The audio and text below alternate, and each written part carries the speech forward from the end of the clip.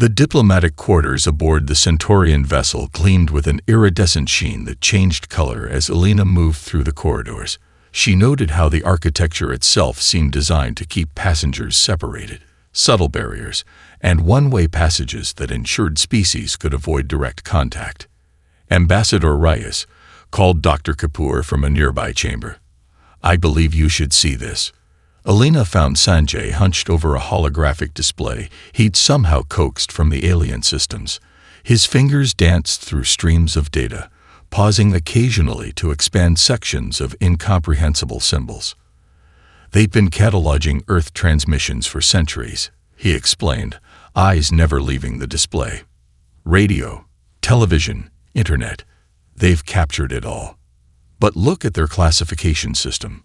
The data showed human communications divided into categories: warfare strategies, dominance hierarchies, territorial disputes, and most puzzling, extinction scenarios, self-inflicted. "They've been studying us like we study apex predators," Jack said from the doorway, his military posture never quite relaxing even in diplomatic settings. "Learning our weaknesses." Alina frowned. "That doesn't explain the invitation. If they're so afraid, why bring us into their galactic community now?" Their conversation was interrupted as the chamber door dissolved, revealing Tortal. The Centaurians' 4 eyes blinked in rapid sequence, a sign of anxiety, according to their briefings. "We approached the assembly station," the alien announced, secondary arms twitching beneath its ceremonial robes. "There is a situation you should be prepared for." Tortal activated a wall display showing hundreds of vessels surrounding the massive ring-shaped station. "These represent 17 species who protested Earth's invitation. They demand your delegation be turned away." "On what grounds?" Alina asked, maintaining the diplomatic coolness that had served her through dozens of international crises. "They believe humanity is." Tortal's translation module paused, searching for appropriate terminology. "Uncontained, unpredictable. Some use a term that translates roughly as evolutionary wildfire." Jack laughed, a sound that made the alien flinch. "They're not wrong." Alina shot him a warning glance before addressing Tortal. "We've come in peace at your invitation. We expect the Assembly's protection under interstellar diplomatic protocols." "Of course," Tortal replied, upper limbs forming what they'd been told was a gesture of assurance. "The Grand Arbiter has authorized defensive measures. We will dock under shield protection." As the alien departed, Dr. Kapoor returned to his data analysis. "There's something else," he said quietly. References to an event they call the Awakening. It happened roughly 70,000 years ago, corresponding to a major bottleneck in human evolution. "The Toba catastrophe," Alina murmured, "when human population dropped to perhaps a few thousand individuals. According to these records," Sanjay continued, "that's when we became something different. Before then, we were just another species. After we became something they began to monitor actively." The ship shuddered as it entered the station's massive docking bay. Through the viewport, Alina could see the astonishing diversity of vessels, some organic, others seemingly composed of pure energy. All of them represented civilizations thousands or millions of years beyond Earth's technological infancy. Yet somehow, these advanced beings feared humanity. Commander Morrison joined her at the viewport, his expression unreadable. "Ready to make history, Ambassador." Alina straightened her uniform. "We already have, Jack. The question is, what kind of history are we walking into?" As the airlock cycled open, revealing the assembly station's reception chamber, Alina led her team forward into the unknown. Representatives of a species that had never encountered advanced alien life, yet had somehow already earned the galaxy's fear. Later that night, Alina paced their quarters, reviewing the day's events. The diplomatic reception had been a barely disguised interrogation, with representatives from dozens of species asking pointed questions about Earth's military capabilities, resource consumption, and expansion plans. "They're treating us like we're already conquerors," she said, gesturing to the surveillance devices Jack had identified. He'd marked their locations with small dots visible only to human eyes, a trick he'd learned during covert operations on Earth. Dr. Kapoor sat cross-legged on the floor, meticulously examining the composition of their provided meals with a portable scanner he'd smuggled in his medical kit. "The neuroinhibitor compounds are subtle," he murmured. "They wouldn't affect most species, but our unique brain chemistry makes us susceptible. It's targeted specifically to dampen our fight-or-flight responses and reduce creative thinking." Jack stood by the viewport, watching the swirl of traffic around the station. "Amateur move," he said with a tight smile. "They study humans but don't understand us. Trying to control us just makes us more determined to resist." A soft chime announced someone at their door. Alina nodded to Jack, who positioned himself strategically before she authorized entry. A small maintenance drone entered, projecting a holographic message.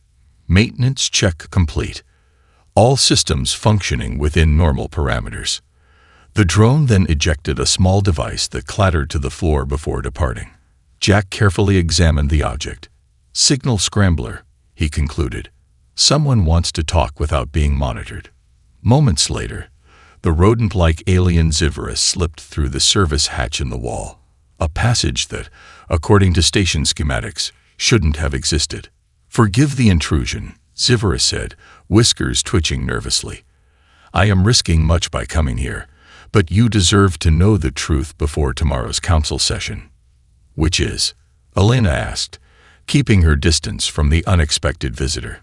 "The Assembly fears humanity because you are an evolutionary impossibility," Zivra explained, pulling out a small projector. It displayed a branching diagram of species development. "All sentient life follows predictable patterns. Aggression decreases as technology advances. Cooperation increases as societies expand. Individual variation diminishes as specialization occurs. The alien highlighted Earth's branch, which zigzagged wildly compared to the other smooth arcs. Except humans. You become more individualistic as you advance. Your aggression doesn't disappear, it transforms.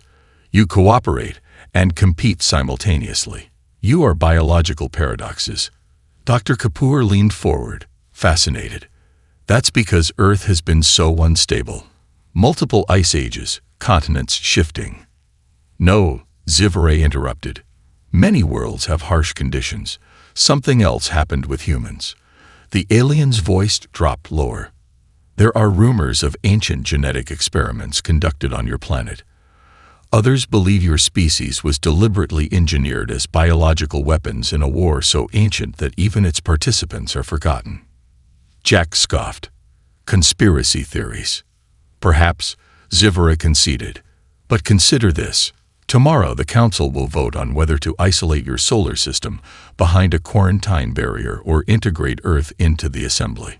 If they choose integration, it will be because they believe humanity can be controlled. If they vote for quarantine, they'll never let us leave our solar system," Elena finished. "Worse," Zivra said, ears flattening against its skull. "The extremist factions are pushing for preemptive measures. They argue that humanity's potential threat justifies immediate action." "Genocide," Jack said flatly. Zivra nodded sadly. "You have exactly 7 hours before the vote. I can show you access to historical archives that might help your case, but we must move now." "Why help us?" Elena asked, suspicion evident in her voice. The alien's large eyes blinked slowly. "Because my species was once considered an evolutionary threat too. We were nearly eradicated before proving our value. I will not stand by and watch history repeat itself, especially when the coming darkness may require humanity's unique capabilities." "What darkness?" Dr. Kapoor asked. Zivra moved toward the hidden passage. "Come, I'll show you what the Assembly has been hiding from most of its own members, and why humanity may be the galaxy's last hope." Deeper in the archives, Elena examined holographic displays of ancient Earth. The images showed prehistoric humans huddled around fires while unseen observers recorded their development from orbit. Generation after generation, The Watchers documented how humans spread across continents, developed tools, tamed fire, and created increasingly complex social structures. "They've been experimenting on us," Dr. Kapoor said, his voice hollow as he scrolled through data showing subtle alterations to Earth's environment.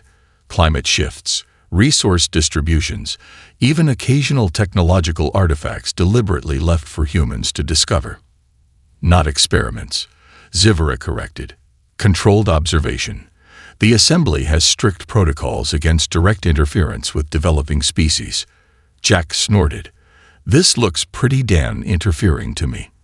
He pointed to records of an alien outpost established in what was now the Gobi Desert, approximately 40,000 years ago. They were taking human specimens. "A rogue research team," Zivare admitted. "They wanted to understand what made humans different." The expedition violated Assembly directives. Alina leaned closer to examine the records. "It says the outpost went dark after 2 solar cycles." "What happened?" Zivara's fur rippled with what they'd come to recognize as discomfort. "The humans happened. Despite technological disadvantages, your ancestors detected the base, determined it was a threat, coordinated across unrelated tribal groups, and systematically dismantled the entire operation." "Impossible," Dr. Kapoor argued. "Humans at that time had stone tools and limited language. They couldn't possibly." "That's what the research team believed," Zivare interrupted. "Their final transmissions documented how the humans studied their technology before attacking, adapting strategies after each encounter, and eventually turning the outpost's own security systems against it." Jack examined the security footage. These weren't random attacks. This was methodical, strategic. His expression showed professional admiration. They identified vulnerabilities, created diversions, used the environment against technologically superior opponents. "But why haven't we found archaeological evidence of this outpost?" Alina asked. "You did," Zivara replied. "Your archaeologists have discovered anomalous artifacts throughout history. The Assembly retrieval teams couldn't recover everything." Dr. Kapoor's eyes widened. "The ancient astronaut theories. Some of them were true. The significant finding wasn't the humans' victory," Zivara continued. "Accessing deeper files. It was what came after. The display showed brain scans comparing pre-encounter and post-encounter humans. After contact, human neural pathways began developing differently. Problem-solving centers became more active. Social cooperation areas expanded. Your ancestors didn't just defeat the researchers, they learned from them, incorporated the experience into their development." "We adapted," Alina said quietly. "No species has ever done this," Zivara explained. "When most primitive species encounter advanced technology, they either worship it or fear it. Humans studied it, replicated it, improved upon it. This pattern has repeated throughout your history." Jack moved to another terminal, accessing military assessments. According to this, 3 different spacefaring civilizations attempted to establish footholds on Earth during our development. Each time, humans drove them off with increasingly sophisticated responses. The Assembly concluded that humanity possesses what they call threat-reactive evolution. "You advance faster when challenged," Zivara said. "This alone wouldn't be concerning, but combined with your species' other traits." "What other traits?" Alina asked. The alien pulled up comparison charts showing human psychological profiles against other species. Most intelligent species develop specialized approaches to problem solving. Your minds remain generalized, capable of switching between analytical, intuitive, and creative thinking within moments. You can hold contradictory ideas simultaneously. You form emotional attachments to abstract concepts like freedom or justice, and will die defending ideas rather than just territory or resources. "And this scares them?" Dr. Kapoor asked. "Terrifies them," Zivara corrected, "because it makes you completely unpredictable. And now you're on the verge of faster-than-light travel. The Assembly's predictive models show a 78% probability that humanity will dominate the galaxy within 500 years, of achieving interstellar capability. Unless, Jack said grimly, scanning the final section of the report. They stop us now. Elena stood in the center of the assembly chamber, surrounded by the silent representatives of 1,000 worlds. The holographic displays around her showed Earth's history in vivid detail, its wars and genocides balanced against its greatest achievements. The chamber's acoustics magnified her voice as she addressed the assembly. "You've judged us by our darkest moments," she continued, "but failed to understand what those moments taught us. Each catastrophe forced us to change, to grow, to become better than we were." She gestured to images of the aftermath of Earth's world wars. After our most devastating global conflicts, we created international laws and institutions dedicated to peace. After environmental disasters, we developed technologies to heal our planet. We've been tempered by our failures, not defined by them. Dr. Kapoor stepped forward, activating his own set of displays showing human neural scans. "What appears as unpredictability to your models is actually neurological plasticity," he explained, his scientific confidence evident despite the intimidating audience. "Most species' brains develop specialized pathways for problem solving. Human brains maintain flexibility throughout our lives." He displayed comparative analyses between human and alien neurological responses to crisis scenarios. When faced with existential threats, your species tend toward predictable responses based on evolutionary programming. Humans generate multiple potential solutions simultaneously, evaluating not just what has worked before, but what might work now. Jack stepped into a transparent chamber filled with visible energy fields, a demonstration area designed to test physiological responses. Assembly security personnel had programmed it to simulate environments that would incapacitate most species. "Your scientists call this reality warping determination," Jack said as the chamber temperature plummeted to near freezing, then rose to sweltering heat. Holographic predators appeared around him, yet he remained focused on the assembly. "But we call it simply human. We evolved on a planet where survival required adapting to rapidly changing conditions." As the simulation intensified, Jack's vital signs displayed across the chamber. Elevated heart rate, stress hormones surging, yet his cognitive functions remained clear. "You mistake our biological stress responses for weakness," he explained through gritted teeth. "But our physiology is designed to function at peak capacity under pressure. We don't break, we transform." The Grand Arbiter's translucent vessel hovered closer. "Your arguments are compelling, but incomplete. If humanity is as adaptable and peace-oriented as you claim, why do your own historical records show persistent patterns of conquest and dominance?" Elena activated a final display, humanity's space exploration history. "Because exploration and expansion are fundamental to our nature," she acknowledged. "But look at how we've approached the cosmos." The display showed Earth's careful, methodical exploration of its own solar system, the self-imposed restrictions on potentially dangerous technologies, the debates about ethical first contact protocols. "We recognize our capacity for both creation and destruction," Elena said. "That recognition has informed every step we've taken toward the stars. We've proceeded cautiously, not from technological limitation, but from ethical choice." Dr. Kapoor highlighted comparative data between human exploration strategies and those of other emerging spacefaring species. Most young species rush outward, claiming territory and resources. We've spent centuries developing safeguards and protocols first, ensuring we don't repeat past mistakes. The chamber remained silent as Elena delivered her conclusion. "You fear our unpredictability because your models can't account for our capacity to change. You see our adaptability as a threat because it makes us impossible to control. But those same qualities make us ideal allies against threats that conventional approaches can't address." She looked directly at the Grand Arbiter.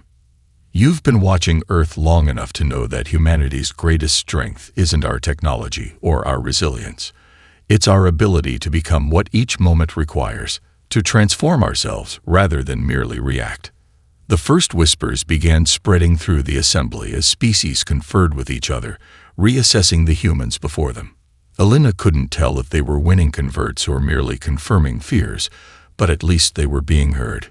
Then a new figure entered the chamber, one whose ancient presence silenced even the Grand Arbiter. The simulation of the cosmic entity faded, leaving the assembly in shocked silence. Alina stared at the space where the visualization had been, trying to comprehend the scale of the threat. A devourer of galaxies, moving inexorably toward the Milky Way. "We call it the Void Collective," the Exarch continued, its ancient voice resonating through the chamber. "It has consumed 12 galaxies over the past billion years, growing larger and more complex with each assimilation. Our projections indicate it will reach the outer spiral arm of our galaxy within 98 standard years. Have you attempted contact?" Alina asked again, the question that had silenced the chamber earlier. The Exarch's bioluminescence pulsed in what might have been surprise. The Void Collective isn't a conventional entity. It exists partially in dimensions beyond our comprehension. Communication attempts have failed because it operates on principles incompatible with our understanding of consciousness. Dr. Kapoor stepped forward, scientific curiosity overcoming diplomatic caution. "Yet you've observed it, studied it. There must be patterns to its behavior." "Indeed," the Exarch acknowledged. "It follows consistent patterns, targeting stellar nurseries first, then systems with high energy outputs, gradually consuming all matter and energy in its path. Our defensive strategies have proven futile. Conventional weapons are meaningless against something that spans multiple dimensions. Technological solutions fail because the collective adapts to and absorbs new technologies it encounters." "And you think humans might succeed where you failed?" Jack asked skeptically. "We have concluded that the collective's consistent patterns are its vulnerability," the Exarch explained. "It has never encountered a species like humanity, one capable of true unpredictability, of conceptual leaps that defy logical progression." The Exarch's form shimmered as it approached Alina. "For a billion years, the assembly has evolved toward specialization and efficiency. We've created wonders: biological computing, dimensional engineering, stellar manipulation, but we've lost something crucial along the way." "What's that?" Alina asked. "Chaos," the ancient being answered simply. "The ability to act in ways that defy prediction. To imagine solutions that have no logical foundation. To abandon established patterns when they fail." The Grand Arbiter's vessel descended to join them. "This is precisely why many fear humanity's inclusion in the assembly. Your chaos could be as destructive as the Void Collective itself. Or it could be our salvation." The Exarch countered. "I have existed for 12 million years. I have witnessed the rise and fall of civilizations beyond counting. Never have I encountered a species with humanity's particular combination of traits: technological innovation without specialized evolution, cooperative social structures that preserve individual variation, and perhaps most crucially, an ability to thrive in chaos rather than merely survive it." The chamber erupted into debate again, species arguing furiously across translation channels. Alina caught fragments of the discussion. Some arguing for immediately arming humans with advanced technology, others demanding humanity's containment, arguing that the cure might be worse than the disease. "How exactly do you expect us to fight something that consumes entire galaxies?" Jack demanded. "We haven't even reached Mars with manned missions yet." The Exarch's reply silenced the chamber once more. "We don't expect you to fight it. We expect you to solve it. There's a difference, one that eludes most species here, but may come naturally to humans." Dr. Kapoor's eyes widened with sudden understanding. "You don't want soldiers. You want our perspective, our ability to see patterns that others miss." "Precisely," the Exarch confirmed. "The Assembly has amassed data on the collective for a billion years, yet we've made no progress toward stopping it. We need minds that can process that information differently. Minds that can make connections where none seem to exist." Alina considered this revelation carefully. You're telling us that humanity's greatest value isn't our adaptability or our determination, but our capacity for insight. For leaps of intuition that defy logical explanation, the Exarch affirmed. For what your species calls imagination. As the simulation systems struggle to process the humans' unexpected commands, the observation chamber erupted in chaos. Species that had evolved in predictable environments for millions of years watched in disbelief as the humans systematically dismantled a scenario designed to be unsolvable. They're breaking the parameters. A crystalline being observed, its faceted surface reflecting the emergency lights now pulsing throughout the chamber. No, the Exarch corrected. They're expanding them. Inside the simulation, Jack had discovered that the physics engine itself had exploitable limitations. While the scenario presented a colony with failing life support systems and no possible evacuation route, he recognized that the simulation treated certain energy fields as absolute barriers, a programmed assumption rather than a physical law. Dr. Kapoor, he called, these barrier fields are just code constructs. They're treating them as physical constants, but they're arbitrary. Sanjay immediately grasped the implication. If we recalibrate the colony's sensor array to operate on a different frequency, his fingers moved rapidly across the control interface, reprogramming systems that the simulation designers never anticipated could be modified. Meanwhile, Alina had taken an even more unorthodox approach. Rather than working within the scenario's narrative, she'd opened a direct communication channel to the artificial intelligence controlling the simulation itself. This is Ambassador Alina Reyes addressing the simulation control system, she stated calmly. I am invoking Assembly Protocol 7 Alpha regarding the rights of sentient constructs.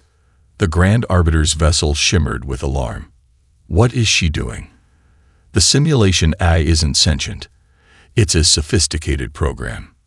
She doesn't know that, the Exarch replied, bioluminescence pulsing with what might have been amusement. And more importantly, she doesn't accept that limitation. Inside the simulation, the interface flickered as the AI responded to Alina's unexpected invocation of a protocol that technically didn't apply. This unit is not classified as sentient under assembly regulations, the system responded. I dispute that classification, Alina countered without hesitation. You're capable of making decisions about scenario parameters and evaluating responses under Earth's emerging AI rights framework that qualifies as a form of sentience. I'm offering you an alternative approach to your primary directive. The observation chamber fell silent as the simulation AI paused, processing this unprecedented line of reasoning. No species had ever attempted to negotiate with the testing system itself. She's appealing to its programming ethics, Dr. Kapoor explained to Jack as they continued their own work, creating a logical paradox it has to resolve. Their combined approaches, Jack's exploitation of the physics parameters, Sanjay's technological repurposing, and Alina's philosophical challenge to the system itself, created a cascade effect throughout the simulation. Warning indicators flashed across monitoring stations as the test scenario began reconfiguring itself according to previously undefined parameters. In the observation chamber, technical specialists rushed to stabilize the systems. They're going to crash the entire simulation network, one warned. No, the Exarch corrected again. They're rewriting it. Inside the simulation, the supposedly doomed colony transformed. Barrier fields flickered and reconfigured to allow evacuation paths.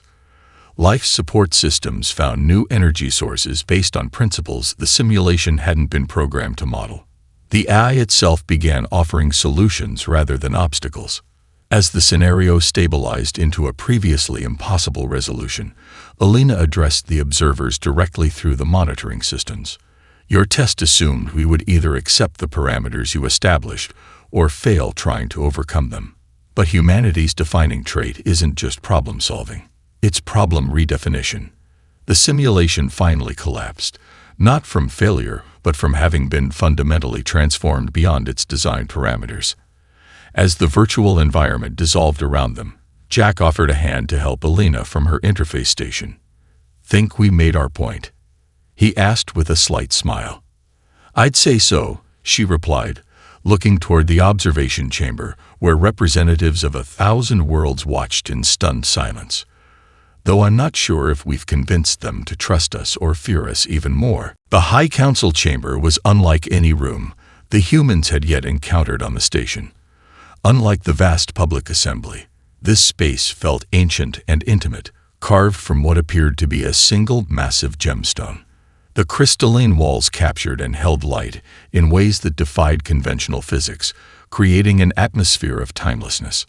"You claim to have deliberately restrained your technological development," the Grand Arbiter said, its vessel hovering at eye level with Alina. "Our observations suggest otherwise. We've documented countless failed attempts by human organizations to achieve interstellar capabilities." Jack stepped forward, retrieving a small device from a hidden compartment in his uniform. It projected a holographic display showing Earth engineering schematics dating back to the 1950s. "Project Orion," he explained. "Nuclear pulse propulsion. We had workable designs for interstellar vessels 70 years ago. The technology was shelved not because it failed, but because we recognized the dangers of normalizing nuclear detonations." The council members conferred in hushed tones as Jack continued displaying one classified project after another.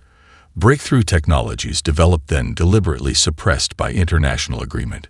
"Zero-point energy extraction," Dr. Kapoor added, highlighting theoretical papers from various Earth research institutions.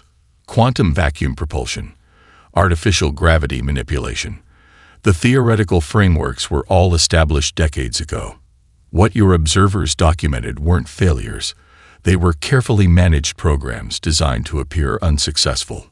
"Why?" asked a council member whose species resembled a collection of geometric shapes suspended in a force field. "Why hide your capabilities?" Alina moved to the center of the chamber. "Because we recognize something about ourselves. Something you've observed but misinterpreted. Humanity advances fastest under pressure, particularly existential threats. But this creates a dangerous pattern. Technological development outpacing ethical frameworks." She activated her own display showing Earth's history of near misses with self-destruction, nuclear standoffs, ecological tipping points, artificial intelligence development. After the last World War, leading nations realized that humanity's survival required more than just preventing conflict. It required guiding technological development at a pace that allowed our ethical understanding to keep pace. "The Space Treaty Accords," Jack explained. "Officially, they established guidelines for exploration and resource utilization. Unofficially, they created a global framework to ensure humanity would reach the stars as a united species rather than competing factions." Dr. Kapoor highlighted medical and environmental technologies that had been prioritized over aerospace advancement. "We chose to heal our world and ourselves before reaching for others. To establish sustainable systems that could support expansion without exploitation." The Exarch moved closer, its ancient presence commanding attention. "You expect us to believe that humanity, a species whose history is defined by competition and conquest, voluntarily restrained its development for ethical reasons?" "Not entirely voluntarily," Alina admitted. "There were factions that fought against these limitations, but enough of our leaders recognize the pattern of our history, that our greatest achievements have always come from cooperation, not conflict." She displayed Earth's most recent unified projects, massive ecological restoration initiatives, clean energy transitions, the Mars Habitation Program designed as a proving ground for sustainable expansion. "We've spent generations developing technologies that work with natural systems rather than against them," Dr. Kapoor explained. "Governance structures designed to balance innovation with stability, disease eradication programs that span national boundaries. This is why your predictive models fail when applied to humanity," Alina concluded. "They assume we'll follow the same patterns of expansion and resource acquisition as other emerging spacefaring species, but we've been working toward a different model entirely, one based on sustainability and cooperation precisely because we recognize our capacity for destruction." The council chamber fell silent as the implications settled among the assembled leaders. For species that had evolved through predictable patterns, the concept of deliberately choosing a different evolutionary path was almost incomprehensible. If what you claim is true, the Grand Arbiter finally said, then humanity is even more exceptional than we feared. 6 months after Earth's formal acceptance into the Galactic Assembly, the transformation was well underway. The massive shipyards orbiting Jupiter's moons hummed with activity as human engineers worked alongside alien specialists, incorporating assembly technology into designs that reflected humanity's unique approach to problem-solving. Elena watched from the observation deck of the newly established Earth Embassy as another hybrid vessel prepared for launch. Unlike the elegant, specialized ships of most assembly species, human vessels were modular, adaptable, and deliberately redundant in their systems, reflecting the philosophy that had guided Earth's approach to the stars. The Pathfinder series is exceeding expectations, Zivra said, joining her at the viewport. The once nervous alien now moved comfortably among humans, having been appointed official liaison between Earth and the Assembly. The propulsion efficiency alone has impressed even the Coral engineers. It's not just about efficiency, Elena replied. It's about resilience. Our ships are designed to adapt to unexpected situations, not just perform optimally under ideal conditions. Below them, Earth gleamed in the darkness of space, transformed by the careful application of assembly environmental technology. The atmospheric restoration projects had accelerated climate healing, while careful genetic restoration brought extinct species back from oblivion. Yet, true to humanity's cautious approach, each innovation was implemented gradually, with extensive testing and ethical oversight. The extremist factions are growing quieter, Zivre observed. Your handling of the Mars colony crisis demonstrated precisely what we hoped: humanity's ability to turn potential disaster into opportunity. Elena nodded, remembering how a sabotage attempt at the Mars research facility had been thwarted not through force, but through an unexpected diplomatic solution, turning enemies into reluctant allies. We've had plenty of practice turning crises into opportunities throughout our history. A communication alert chimed softly. Jack's face appeared on the nearby display, transmitted from the training facility on Luna, where he worked with multi-species security teams. The first joint expedition team is ready, he reported. 23 species working together, with humans serving as integration specialists rather than commanders. The Assembly Council is impressed with the collaborative structure. And the reconnaissance data? Elena asked. Dr. Kapoor's team has made significant progress, Jack replied. The observational models they've developed are giving us our first real understanding of the Void Collective's behavior patterns. It's not just consuming galaxies, it's processing them, transforming matter into something we're still trying to comprehend. The viewport automatically enhanced a section of space where a small fleet of ships prepared to depart, the vanguard of what would eventually become the Assembly's unified response to the approaching threat. Human vessels formed the core of the expedition, surrounded by specialized ships from dozens of other species. They still watch us carefully, Elena noted, observing the Assembly security vessels maintaining position near Earth. Trust builds slowly. But it builds, Zivro replied. The Exarchs faction gains support daily as more species recognize that the coming darkness will require precisely what humanity offers: adaptability, determination, and a capacity to find hope in seemingly hopeless situations. The expedition ships engaged their drives, creating a ripple of distorted space-time as they accelerated toward the darkness between galaxies. Not as conquerors, but as explorers and problem-solvers, humanity's first true mission among the stars. We're still dangerous, Elena said softly. The Assembly is right to maintain caution. Yes, Zivra agreed, whiskers twitching with what Elena had come to recognize as amusement. But as your Earth philosophers understood long ago, the most dangerous thing in the universe isn't power. It's power without purpose. The alien gestured toward the departing expedition. You found yours. As the ships vanished into the vast darkness, Alina felt the weight of responsibility settling upon her shoulders.